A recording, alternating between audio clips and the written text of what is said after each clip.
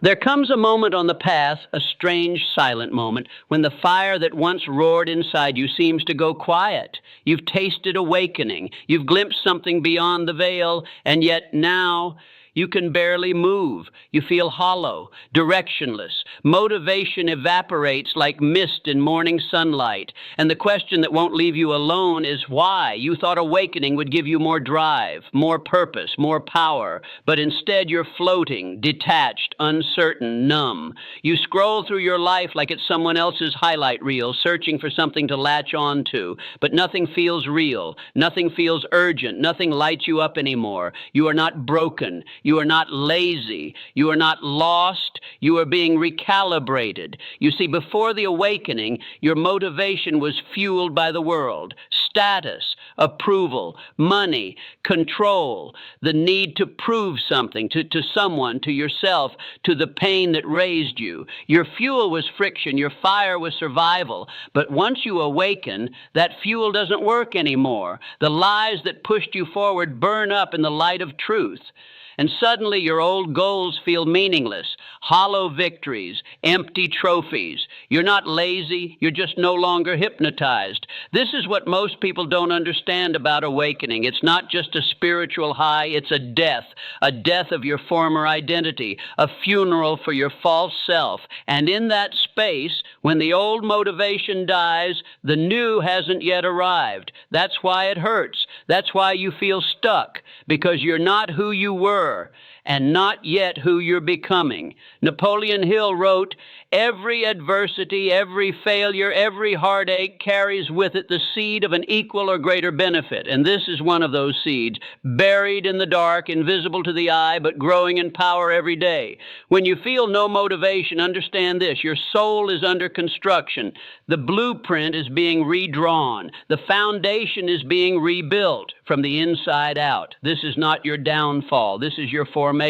There is a silence that only the truly awakened hear. It's not the absence of purpose. It's the rewiring of purpose. The old you ran on ego. The new you is learning to run on vision.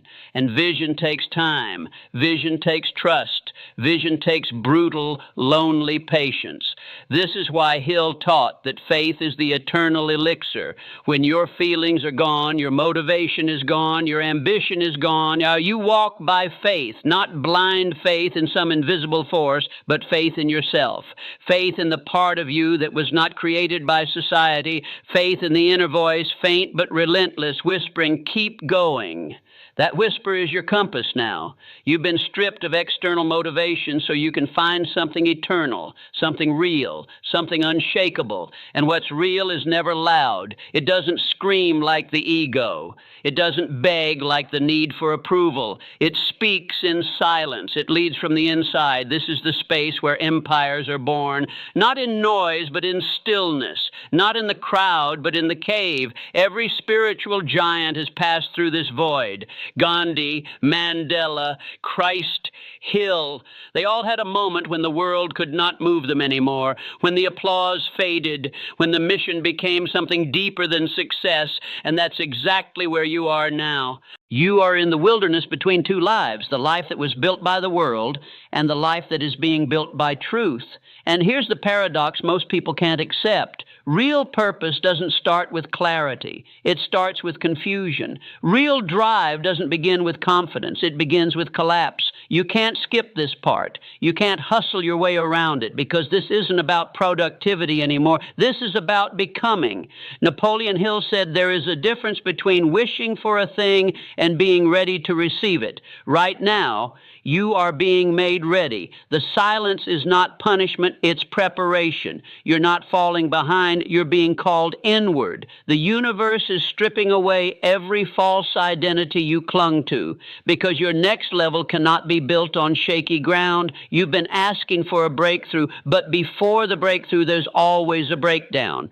This is the moment when most people quit, when they try to go back to who they were, when they reach for the old distractions, the old addictions, the old masks, because becoming who you really are is terrifying. It costs everything. It costs every lie you believed about yourself.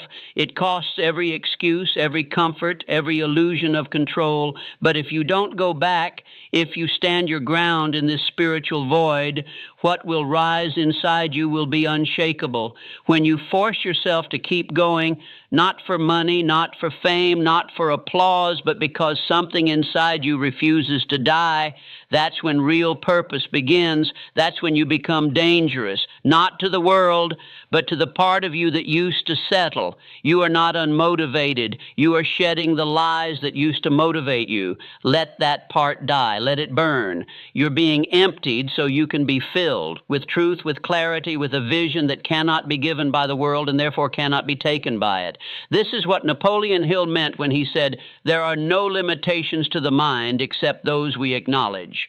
Right now, you are standing at the edge of the old mind, the one that ran on fear, on comparison, on desperation, and staring into the unknown of the new. And the only way across is through. You will not be rescued. You will not be spoon-fed direction. No one will hand you a checklist. You must force yourself to keep walking. One step, one breath, one choice at a time. That is how spiritual warriors are born, not through ease, but through the fire of persistence when nothing around you makes sense. This is where you must bet on yourself, even if no one else does, even when you don't fully believe in yourself yet, because the act of moving forward in the dark is what creates belief. Discipline builds faith. Action builds energy. Movement resurrects motivation. But you must start, not because you feel like it, but because you're becoming the kind of person who moves anyway. This is the storm between who you were and who you must become. And the only way to survive it is to keep going.